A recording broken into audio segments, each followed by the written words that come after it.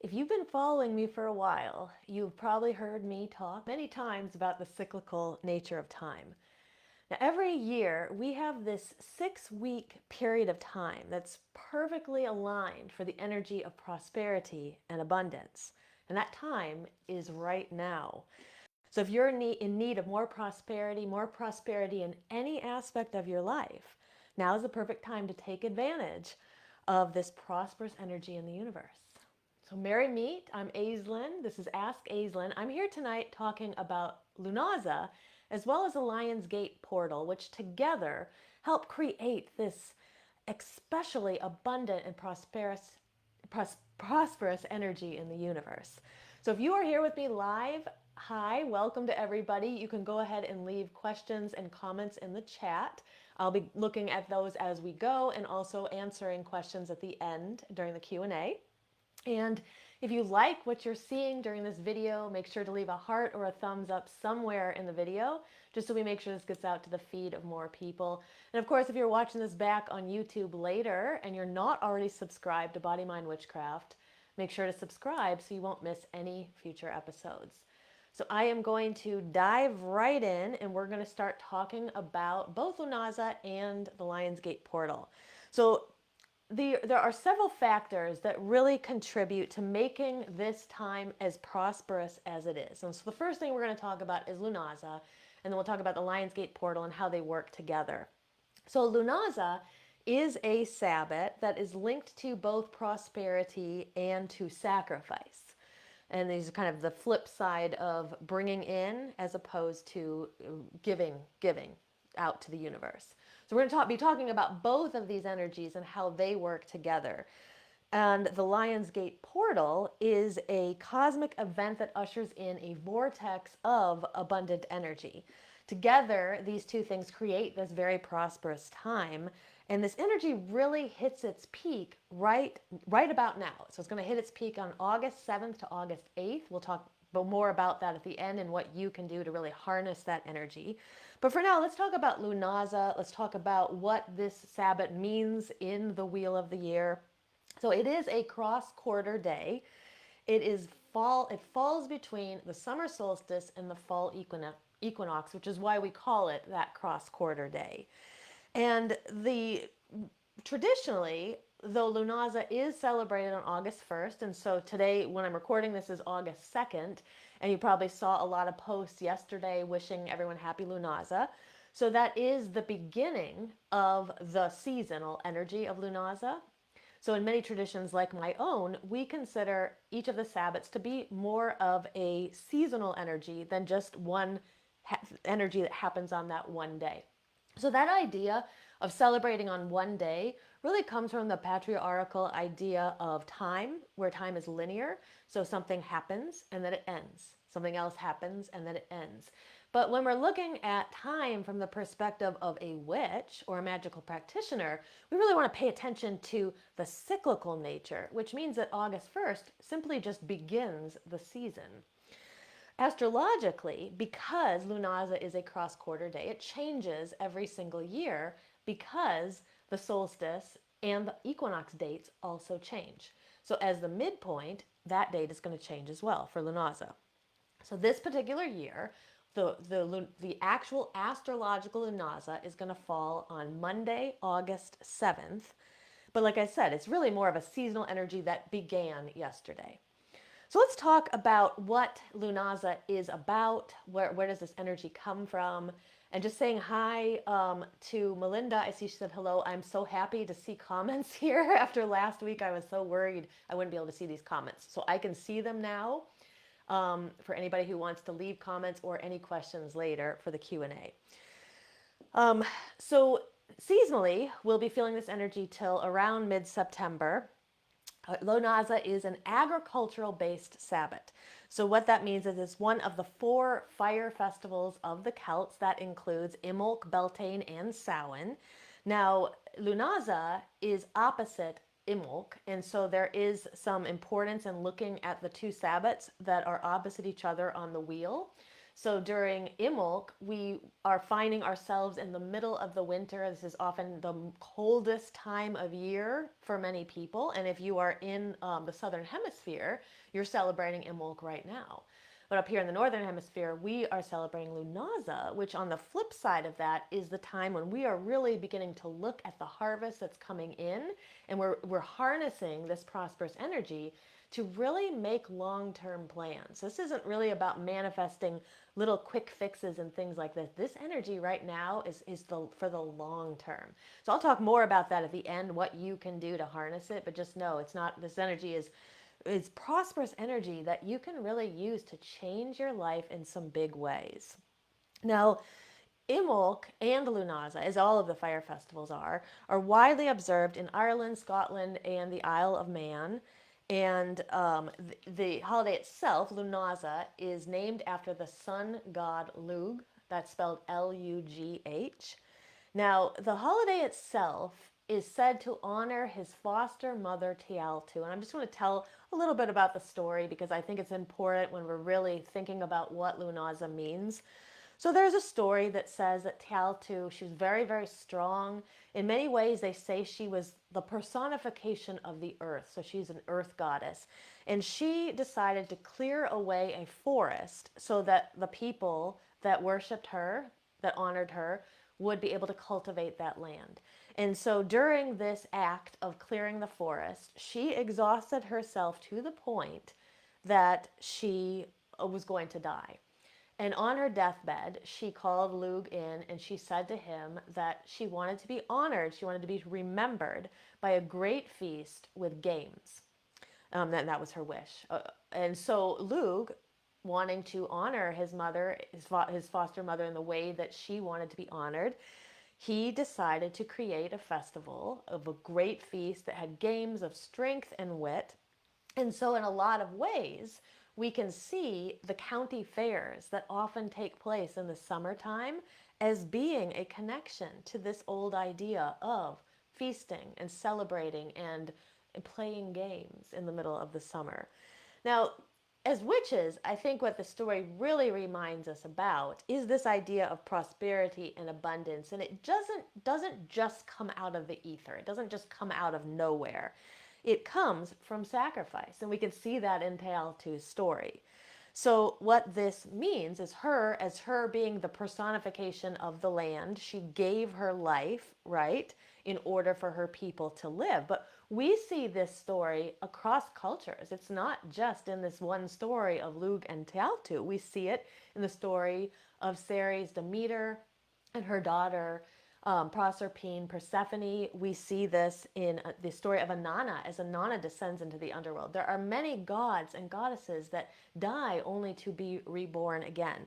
We see this in the story of Isis and Osiris, which I'm going to talk about a little bit more when we dive in and discuss the Lionsgate portal. And we see this in the Mesopotamian god Tammuz. These are just a few of the different stories that we see across cultures. So there's this idea our ancestors believed in a sun god or a sun goddess that was basically lived inside of the grain. Now, when that grain was threshed and it was eaten, then there would be the sacrifice of the god. Now, we can see this in the stories of Jack and the Green. He was sometimes called that in some places, or John Barleycorn. He would surrender his life so that the people could live. He would surrender his life so that others could be sustained by that grain. But what it also teaches us is that the seed of the harvest, the seed of today's harvest, I should say the seed of tomorrow's harvest exists in this harvest presently.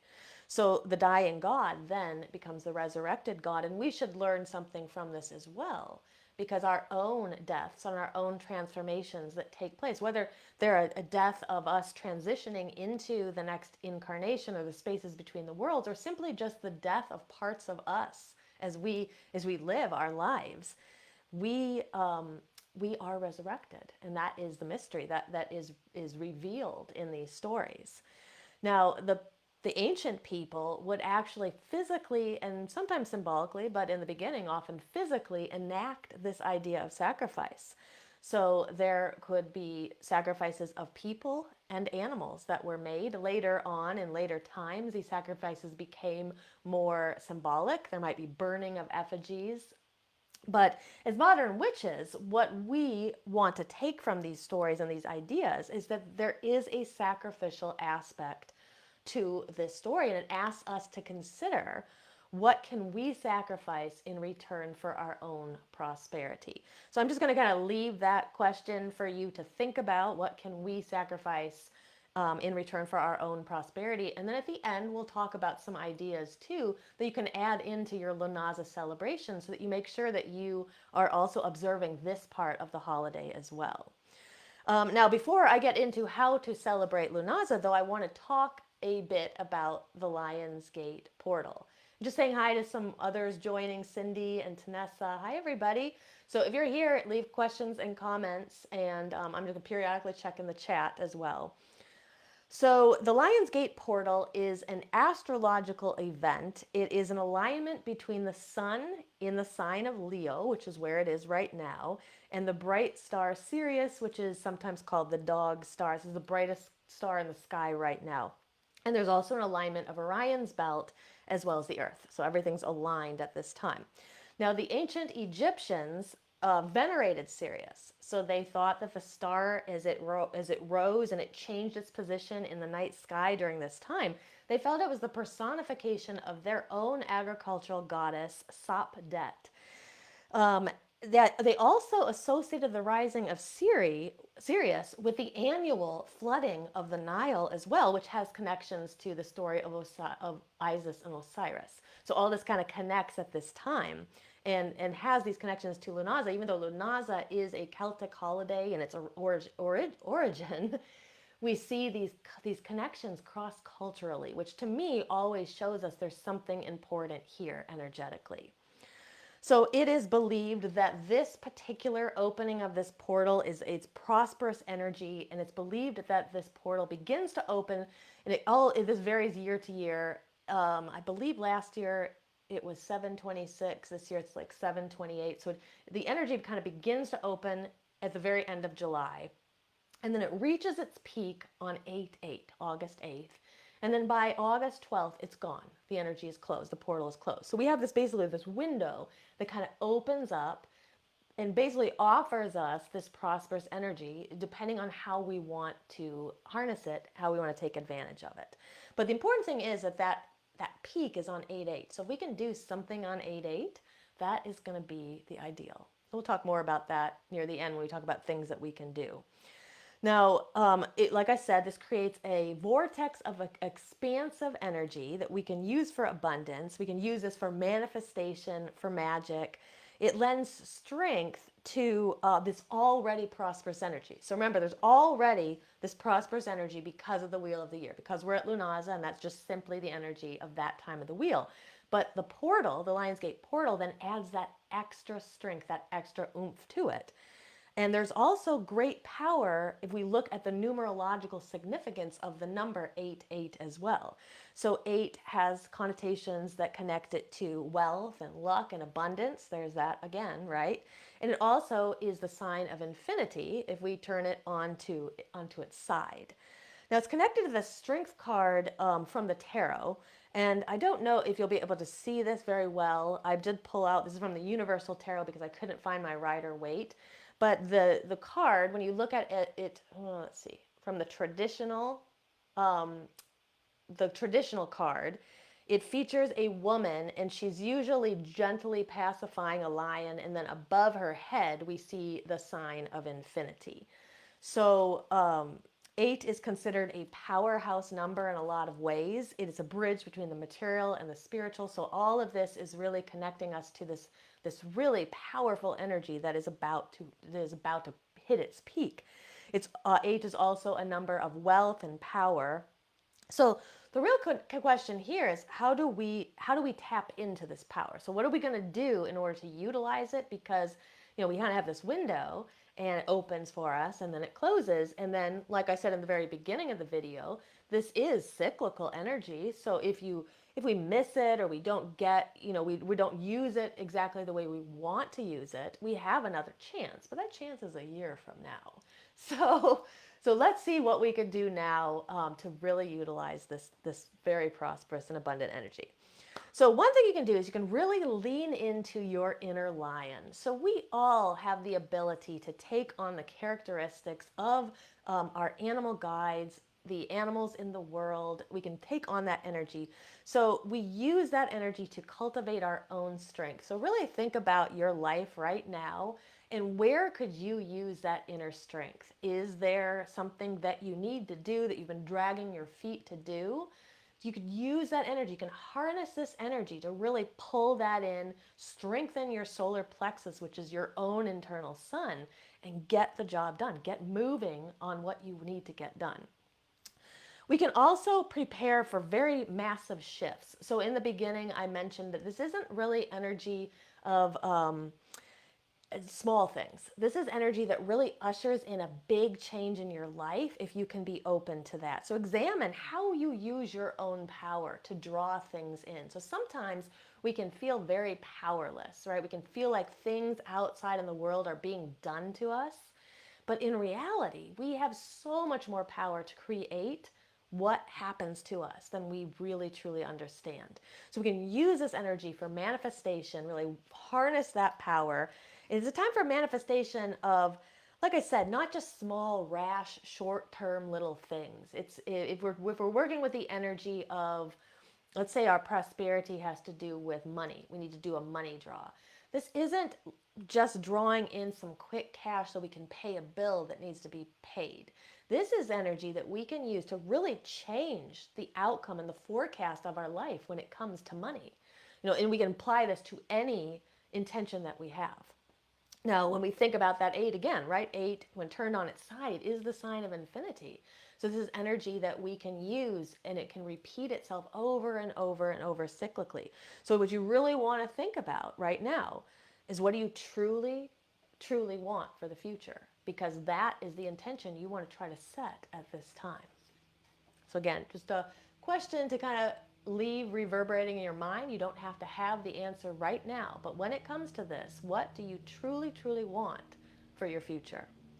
Now, another thing that we can do when we're harnessing this energy of the Lionsgate portal is also to think about the energy of gratitude. So we think about Lughnasadh. We've already talked about that flip side of the prosperity as being that intention or that idea of sacrifice. Well, we have the same idea here at the Lionsgate portal. The gratitude is the way that we draw in more. So there is no gain that comes without gratitude and some sacrifice. So really think about, how can you really practice and cultivate gratitude right now? And then what I would suggest doing is create some kind of a ritual or a magical working that you can do at this time, and even better, do it on 8/8. That's what I would say, between 8/7 and 8/8. But 8/8 is that peak of the portal before that energy kind of dissipates on the 12th. And then the Lughnasadh energy continues on, like I said, into the middle of September, where we're really going to be thinking about the harvest and prosperity and abundance. But when it comes to the Lionsgate portal, that energy will close on 8/12. So think about, what could you do ritualistically to further your intentions that you have at this time. So let's talk about, at the end, I will talk about a ritual that we have coming up that you are all invited to. We're going to be doing on Lionsgate portal. And but let's talk about some other things that we can do during this time too, not just about Lionsgate portal, but about Lughnasadh in general. And I just see that Melinda said she drew the strength card today. So that's really very synchronous, right? We were talking about that last week. And hi to Randy and Christy. Cool, we have a lot of people here joining in. Okay, like I said, if you're here live, leave some questions and comments, and I'll be answering everything at the end of the Q&A. All right, so what happens, what else can we do at Lughnasadh? So like we said, this is abundance and prosperity magic is highlighted at this time. Sometimes we think that's just about money, but abundance and prosperity could be about anything. It can be about fertility, it can be about job hunting, it can be about house hunting, it can be prosperity and fertility in your love life, or in your education, right? In your job, in creativity, right? So there's really no end to what we could use as an intention here, but at the end of the day, it's tied into abundance and prosperity. So one thing you can do that is very fun is a Lughnasadh activity where you make corn dollies. And if you're interested in it, I suggest that you Google it. You're going to find instructions on how to make them. Some are pretty elaborate, and some are pretty easy to do. We've made them before in our own coven. And so these dolls are typically made at Lughnasadh, and then they can be used again at Imbolc, which is on the flip side of the Wheel of the Year, and they can be used as the breed dolly, which is often laid in a bed in a place of reverence in the home. But really, a lot of these activities I'm going to talk about now are about using kind of grain in order to, respect the grain because it is a grain holiday, and to really honor, like I said, that seed of tomorrow's harvest within the harvest of today. So another thing you can do is, like I said, using grains. You can bake bread. If you don't bake bread, I don't bake, but if you do bake bread, but you can also go to the store and make a nice Lughnasadh feast. Get yourself some bread and some things made out of grain to really honor this holiday. Now, another thing you can do is honor Lugh and Tealtu. So many people will actually call both of those deities. If you work with deity, they might call those deities to their ritual. Honor them as that resurrected god or goddess, or other resurrected gods or goddesses. Like I mentioned before, there's Tammuz, there's Adonis, Osiris, and Inanna. Inanna is going down into the underworld. There's Osiris and Isis. I mentioned Ceres, Demeter, Persephone, Proserpine. Lakshmi is actually the goddess that we'll be honoring at our coven's Lughnasadh, which you're all invited to, and I'll tell you a little bit more at the end. But honoring deities that are dying or resurrected deities, deities that are personifications of the land, deities that are connected to grain, deities that are connected to the sun. So all these would be ideas. So that list I gave you is just a few, but you could really, if there's another deity that you're feeling called to honor that kind of fits into some of those categories, then I would say go with it for sure. Now, like we heard in the beginning, that whole story of Lughnasadh and its origin and the idea of it being in honor of Tealtu, and Lugh created that feast where they would play games of strength and wit, so you could play games. That's another way to honor the energy of Lughnasadh. Get some friends over and have a game night. And it can be board games inside, or you can get outside and play games in the yard and just really have a fun time. Or you can go out somewhere and play games. Anywhere, go to, here we have a place where you can play miniature golf and video games and all different kinds of games. So just kind of think about that. That's another way to really celebrate this holiday. If there's a county fair nearby, now's a great time to go to that. Honor the land in whatever way that means to you, the land that you live on, honoring it, asking the land what it needs from you. Sometimes it can just be an offering. You can pour out milk or honey to the land in reverence. But sometimes listening to the land, it will tell you something that it specifically needs. So that's another idea to think about during Lughnasadh. Now, one thing that I really like is to create witches' ladders during Lughnasadh, and I have a few of mine here, so I'm going to show them to you. And so a witch's ladder to me is, honestly, I'm not sure there's ever been a Lughnasadh where our coven didn't make one of these when we're in person. Unfortunately, online, we can't really do this because it takes a lot of time. So what I want to do is show it to you right now so that if you want to, you can make one. And so a witch's ladder is basically a braid, usually, that you create. And it's very simple. You just get like a keychain ring or an O-ring that you put on the top. And then you need 3 different pieces of yarn or pieces of cord. And I like to get, I usually always do green, the color green and the color yellow. These are colors that are connected to Lughnasadh. But if your prosperity that you're trying to draw in is for something else, like let's say it's for love, then you might decide to pick the colors pink and red. So there isn't a right or wrong to the way the colors go. It's just pick colors that align to whatever your intention is. So from there, you begin to braid the braid. And I usually say, like, this is kind of an average size of one that I make, but I have one here that someone else made, and he made it quite a bit smaller. So you can see this one's a little bit shorter. So they don't have to be really long. It's just use however much you want to braid. That's how you're going to cut the strings. And you're going to braid this. And then this is where you really want to do this when you're alone, or if there are other people that are going to do it with you, that everybody's kind of has that same intention of really putting their energy into it. And as you braid it, with every strand that you braid, put your intention into it. You can even repeat a silent mantra in your mind, like drawing in prosperity, drawing in abundance. Be specific too. If there's like a certain number of hours you need at your job, or a certain amount of money that you're going to need for the year in order to, meet all your bills and everything, you can put specificity into the spell as well. And so you just braid it, and generally it's going to take you about 10 or so minutes. I've seen people spend an hour on them before. You can also braid like little symbols or charms into it that might symbolize your intention, like this one has. And when you're done, you'll just tie it off in the end, and then you want to charge it in some way. And it can be really easy. Just rubbing the hands together is an easy way to charge it. And then when you've raised a bit of energy, then you'll just place your hands over the braid, send your intention into it. And then what you typically do with the witch's ladder is you hang it somewhere in the home, or it can be outside as well. If it gets really windy, they can, unless you secure them really well, they can fall off and blow away. So I usually keep mine inside, unless you can secure them really nicely outside. But that is the Witch's Ladder. I highly suggest making one. On Body Mind Witchcraft today, there's a post that gives instructions on how to make one as well. So that is on the Body Mind Witchcraft Facebook page. If you want to go and find that, I'll try to link that in the comments here too, for anybody who wants to go check out more of the instructions. But again, I love this activity.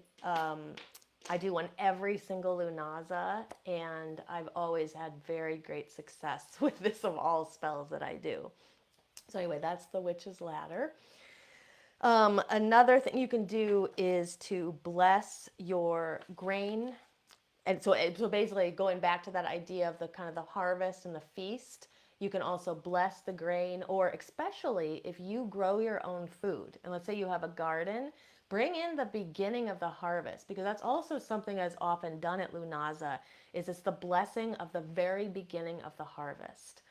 So you can do that. Sometimes people will bless beer as well, because it's made from grain, and then they might pour a libation out to a tree or out to the land too, as a way of giving back to the earth. So let's talk a bit about prosperity here for a moment too, because this intention of prosperity and abundance can be a bit complicated. We all say that we want prosperity and abundance, because who wants to say I want lack, right? That doesn't really make sense. But sometimes it gets kind of convoluted by the culture that we're in, especially some of the influences on this culture from some religions, especially Christianity, where there's this idea that prosperity and asking for what you need is greedy. And so we really want to examine our beliefs around this. And so on the surface, we might say, of course, I'm not limited by this belief in any way. I don't think prosperity is greedy in any way. But there can be unconscious influence just simply because of the culture we live in, or the way we grew up. If you grew up in a house where it was kind of like thought that it was greedy, you may still have some of that residual inside of you. So you really want to examine. This is a good time of the year to examine any limiting beliefs you might have about your own prosperity and abundance. Not only that might be coming from you culturally, or coming to you culturally, but also limiting beliefs having to do with your worthiness. Do you truly believe that you deserve what you desire? So that is something to really work around, because if you examine that question and there's any nagging doubts, little pull on the heart that says yes, but then maybe a little bit no, you really want to examine those beliefs, especially before you start doing magical workings like this to draw in prosperity. Because if we come from that place where we're kind of limited or we have some energetic components that are kind of holding us back, when we go further and we do the spell work and the magical workings, we're going to find that they may not work as well as we hoped. Okay, if we don't kind of examine our beliefs around it first. So we as witches, we know that it is not selfish to ask for what we need. There it is this misconception in a competitive world that there isn't enough for everybody. In reality, there actually is enough for everybody. It's just distributed improperly. And I'm not going to get into politics and things like that right now. But there is enough in this world for everybody. And energetically, especially, there is enough for all of us, especially for you. Okay?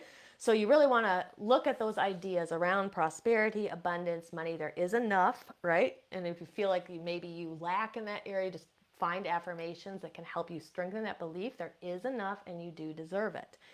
So just because others don't have enough doesn't mean that you have to not have enough as well. So many of us are very sensitive, empathic people who feel really bad about other situations when we see people who are hurting and in pain. And one of the things that we need to really think about is just because others lack, it doesn't mean that we have to as well. So really shifting those ideas around prosperity and abundance can be a big part of this work that is often overlooked. The other thing to think about is, having abundance. So sometimes we're in this idea that I'm here to really strengthen myself spiritually. Many of you are working on shadow work and energy work. You're really trying to up level, right? And so we sometimes think that some of this prosperity work is kind of base work. It's kind of below those loftier goals that we have. But if you think about it this way, when we have enough, it frees us up to do the spiritual work. Okay? So it is an absolutely great intention for us to work on, especially during this time of the year when this energy is simply like the portal is open, Lughnasadh is here, it's time. This is time for that energy. All right, so I just wanted to offer that up for your consideration, because a lot of people will come to me and they kind of say, well, my prosperity spells didn't work. And I usually will tell them, there's many things you can do around the timing of the spell, but we also need to examine our own beliefs around it as well. So it's also important for us to think about that aspect of sacrifice that I mentioned as well. So it is a very important concept at Lughnasadh. And when we're working with prosperity and abundance magic, we want to really consider what are the ways that we can give back, that we can sacrifice. So what could you give back? Now, giving back, sometimes the first thing we think about is like money. So giving tithes to the church. I don't know if many people are giving tithes to the church who are following this page. Probably not. But we think about giving money to charity, right? But our sacrifice doesn't have to be monetary either. So there's a lot of other things that we can give back, right? So one thing that is really neat to do, this is like, I love this activity, is during a Lughnasadh ritual, you bring in some coins and charge them during the ritual and then go out and take them and give them to someone. So the first person that you see who's asking for money or who seems to need money, give them these coins. And when you give them the coins, so remember those coins are already blessed and they're already charged from this abundance ritual you did. And then when you give them the coins, just send out that intention that this is so much more that you're giving them, that something very special will happen, right? That can change the course of prosperity for that person as well. So it's something I really love to do at Lughnasadh. Is one potential part of the sacrifice aspect of the holiday. So something else you could do is donating your time. Like I said, it doesn't have to be about money, but just volunteering, right? In the soup kitchen, volunteering, at local community center, tutoring a kid, is volunteer work. Students who don't have enough money to pay for a tutor, different things like that. Anything that we sacrifice should be a bit painful, is what I always say. So the coins isn't really painful. That's kind of an act that we're doing. But when we're looking at something larger that we can sacrifice, it should be something that, it takes something out of us, right? So if we're just cleaning the house and donating clothing, that's great. It's great to donate things. But when we're really looking at this sacrifice, we want to think about what can we do that, requires a little bit more of me. right? And then that's a way that we kind of open up to the more abundant energy of the universe. Okay, so I'm going to stop right there, and I'm going to take some questions from the Q&A. So if you're here with me live, the chat is working. You can go ahead and put in any questions. It doesn't have to be about Lughnasadh or Lionsgate Portal. It can be, but it doesn't have to be. It can be about anything. I also have a question that was sent to me by Tanessa, so I'm going to start with that. And then and we'll see if anybody else has other questions. And then afterwards, I'm going to tell you all about our Lionsgate Portal and Lughnasadh ritual that is coming up and how you can join us. So Tanessa has a great question, and she said, what's the best way, the easiest way to balance the chakras? So there are a lot of different methods of balancing the chakras. The first thing I would probably start by saying is that it's not like a one and done process. So I've said this before. I mean, this really is relevant to both shadow work and energy work.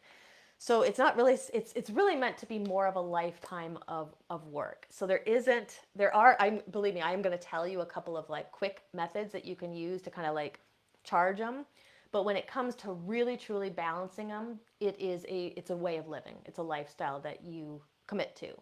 So the process of balancing the chakras is really about listening to the body. The physical body and the energetic body are very much connected. And so when we listen to what ails us physically and what ails us mentally, we get an indication, a clue as to where our energy is stuck, stagnant, blocked in the energetic body. So here's an example of my own.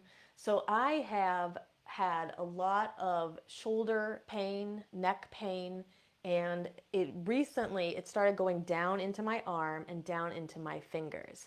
And so I could go to get physical therapy. I could go do different things. I actually did go to a chiropractor because I think it's always important for us to treat things physically.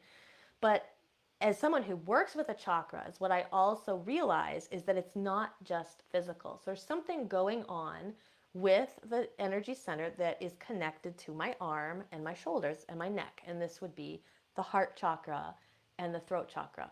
And so this tells me that these are the chakras to begin to look at right now. And so that set off a full month of me really exploring the heart chakra. Now I've been doing chakra work for 25 years. So this isn't the first time that I'm working on it, but it's telling me that there's something there to work on.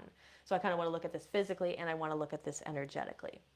And so you can follow and really create that dialogue with your own body. You know, if you have a problem with your knee, that is the root chakra. So definitely go get the knee looked at by some kind of a physical doctor, but consider how you could work with the energy of the root. Are you feeling grounded? Do you have some issues in your life that feel unstable? Do you feel insecure in places? And begin working with the root. So it becomes this like continual process where we're listening to the body. And it's not like we have to be doing this like 24/7. There's periods of time when I'm not really working with chakras, but I'm always listening to my body. And when I notice that something is coming in, everything manifests energetically, honestly, before it manifests physically. If it's made it all the way into your physical body, it means that we've ignored something energetically in order for it to get there. But to kind of answer another part of the question is like, what could we do quickly that can balance them? There are a few things that we can do. So here's a couple ideas that I've got for you, outside of that kind of long-term work. So I think that if you want to balance the chakras really quickly, I would do something where you're looking at them as a whole, you're working with them as a whole. So one thing you can do is you can find chakra balancing meditations online. They can be like 10 or 15 minutes, and they go through the body and they just bring your awareness to each of the chakra centers from root to crown, and that helps to kind of clear out the energy there. Now, you can do this yourself by simply getting into a light meditative state, bringing your awareness to the root. We always want to start with the root, kind of examining the root. The root is the color red, really trying to tap into that energy, try to sense the energy that's there. And then if you have trouble sensing energy, sometimes people, when they get in there, they can see there's some darkness in the root, right? And they're actually able to see it. And then other people don't really sense that, and that's okay. Either way, you just kind of imagine that you have a brush and you're like brushing that negative energy out of that energy center.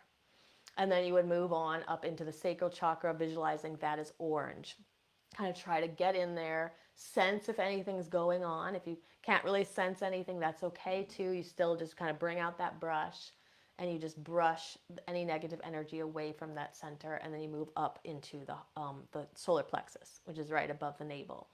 Now, alternatively, instead of the brushing, you can also kind of imagine yourself blowing the negative energy out so that the chakra is now kind of that pure color.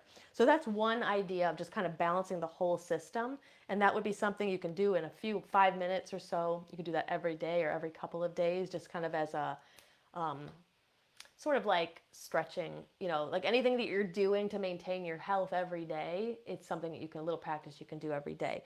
So another thing you can do is you can use the seed sounds, which you can do actually in concert with the little meditation I just talked about.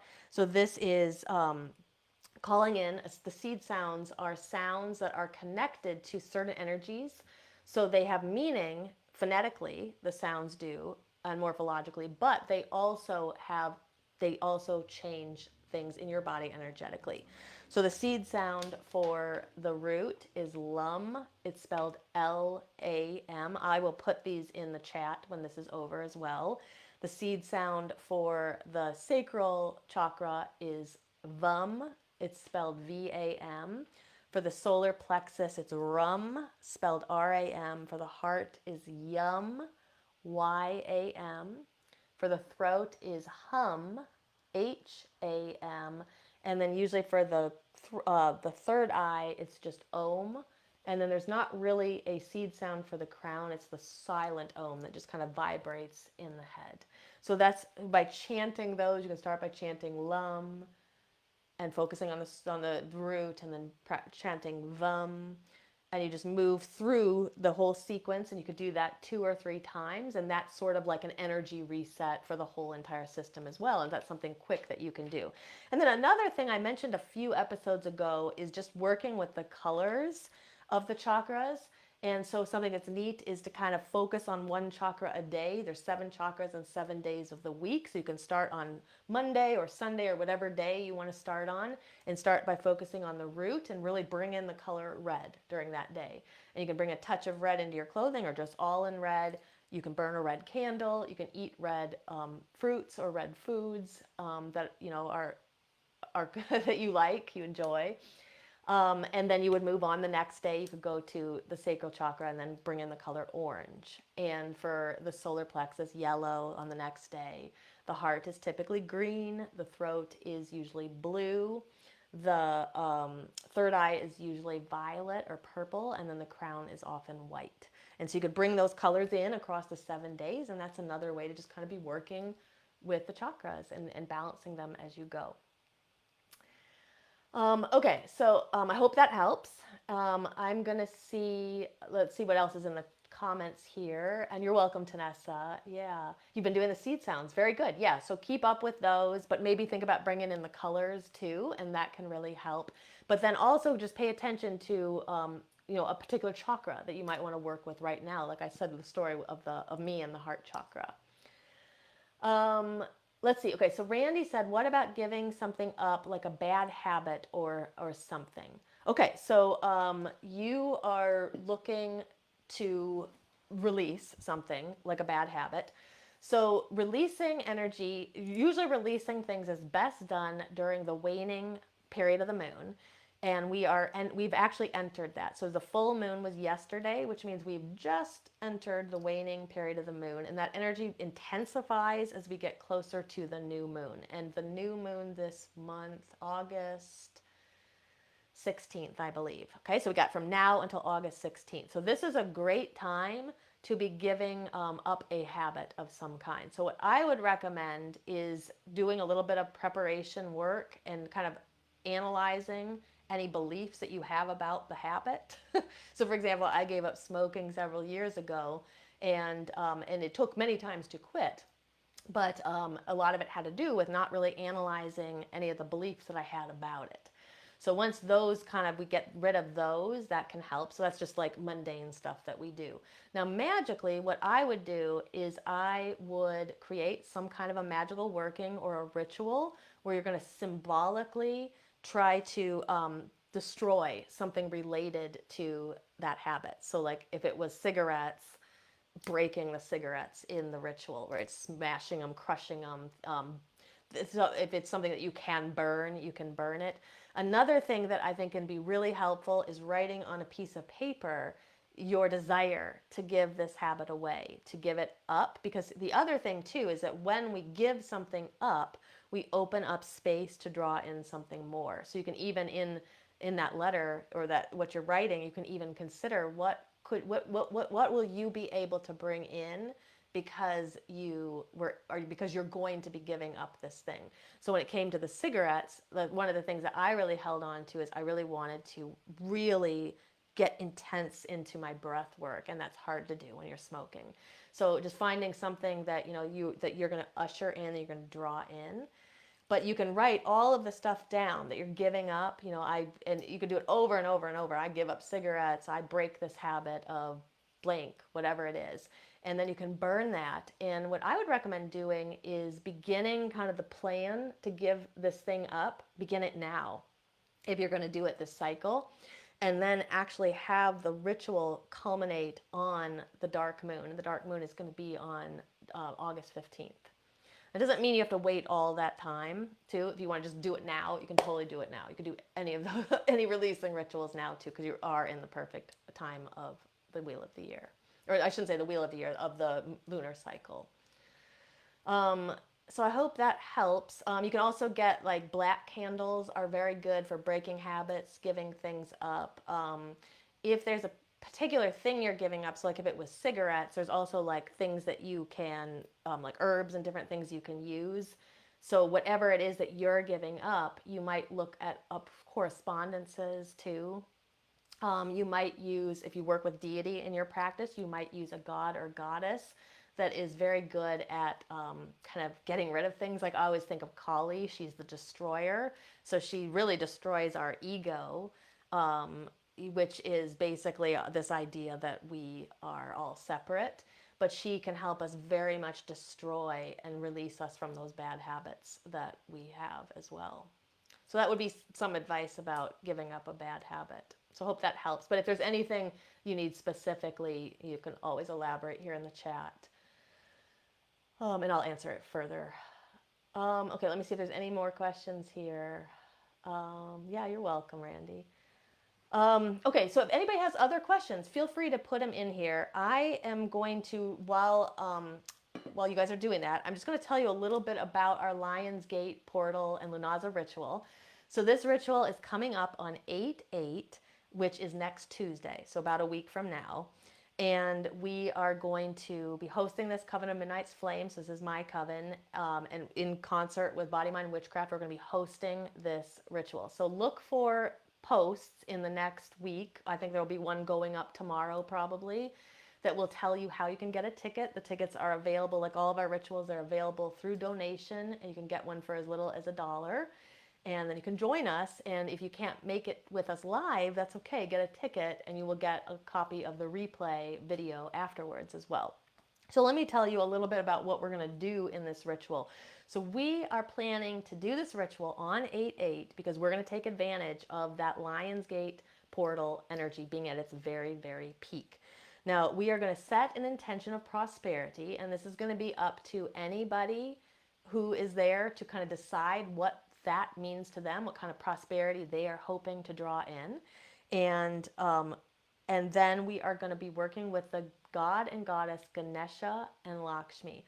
Now, Ganesha is a god who opens up the road. He is known as the remover of blockages. So anything that we have that's in our way, he is the one who comes in and he helps us clear that out. So now that the pathway is open. Now, he's also an intercessory, which means that he allows us to communicate more deeply with the other gods. So we'll call him kind of remove those blockages. And then we're going to call Lakshmi, which is a goddess of prosperity, abundance, fertility. She's a water deity connected to the sacral chakra and the heart chakra. So we're going to call her in as well. Now, during this ritual, you are going to learn a powerful mudra. Mudras are hand gestures. So you're going to learn a powerful mudra and a manifestation practice that we're going to do in the ritual. And we're going to actually do some cord magic, not magic, to kind of as our spell in the middle. And then I'm going to teach you this mudra and this manifestation practice that you will use to charge your cord and kind of send your intention of this prosperity out into the universe while this Lionsgate portal is open. And then you can use this mudra and this manifestation practice anytime you want. So anytime you want to draw in prosperity, you can use this. And so I will tell you, and I'll tell you in some of the information coming out about the ritual, that I have used this particular manifestation practice, and it was very successful, like almost immediately. So I'm really excited about sharing it with you during this ritual. So I hope that you will come. If you're already a Shadow Seekers member, you already have a ticket. You're going to be able to get that through your email. It'll be sent to you and through our Shadow Seekers Facebook group. But if you're not in Shadow Seekers, just look for those posts later on this week and into early next week so you can get your ticket through Eventbrite. And no, Melinda, you do not need a ticket. You're going to be coming in through Shadow Seekers, so don't worry about buying one.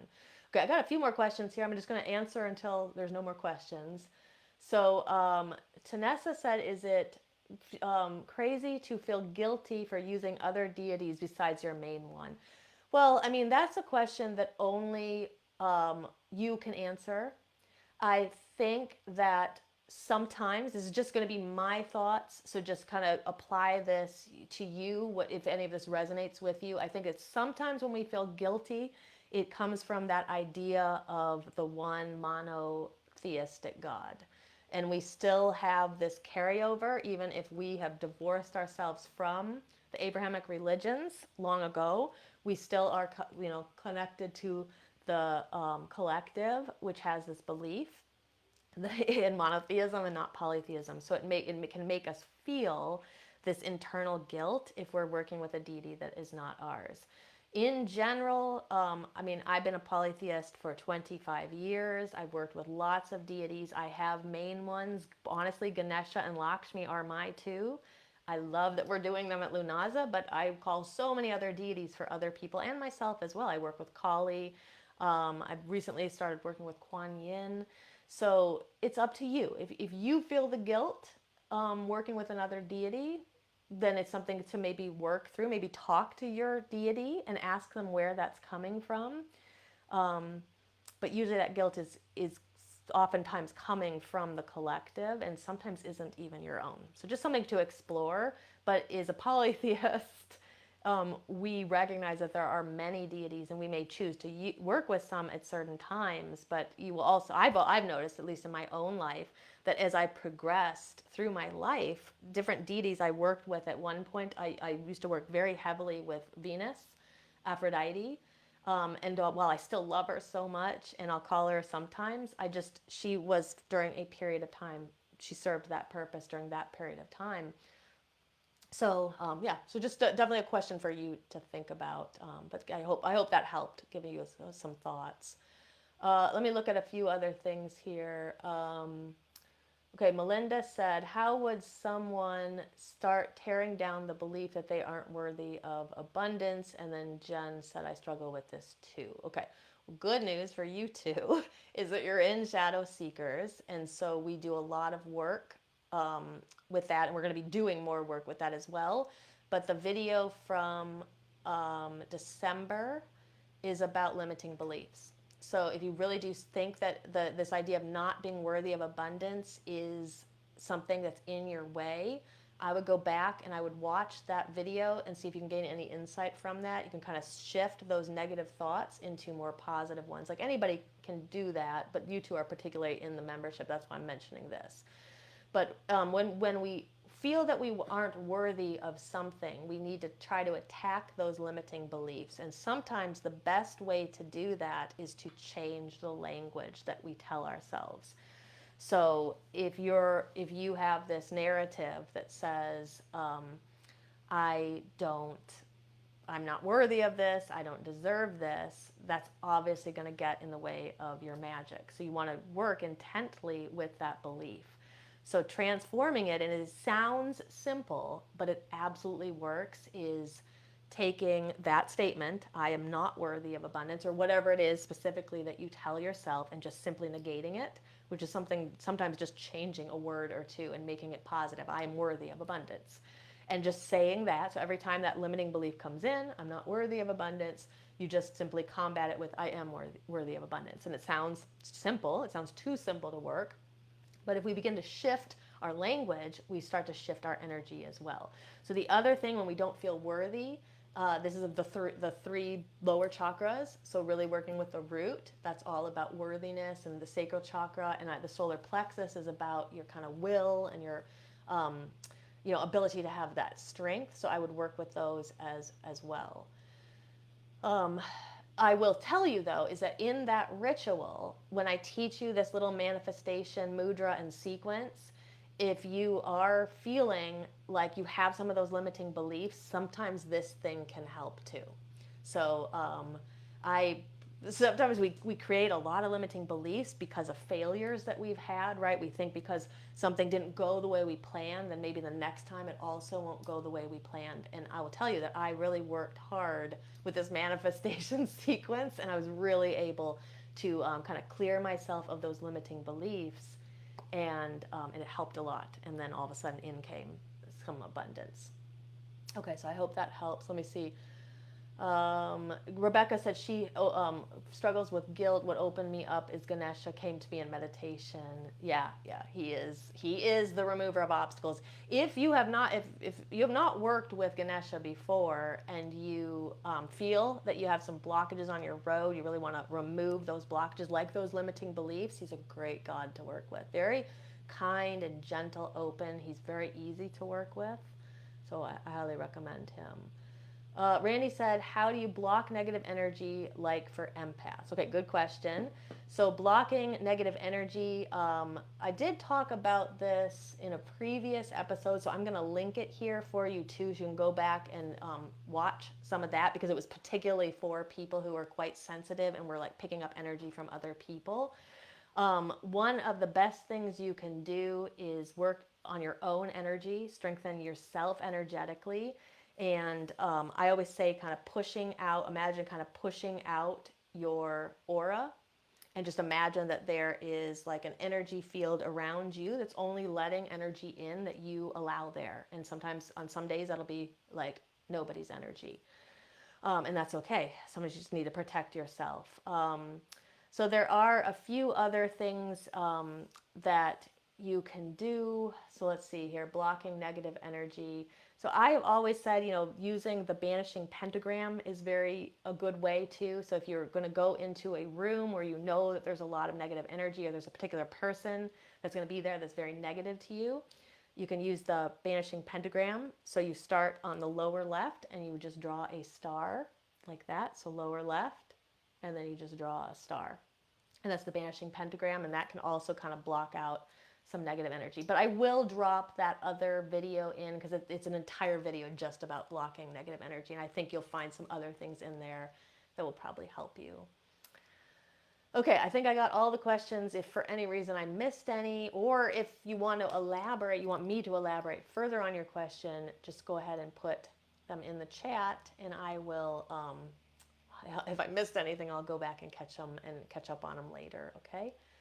But until next time, blessed be. And I hope I see you guys at our Lughnasadh Lionsgate portal ritual next Tuesday. All right. Till next time, blessed be.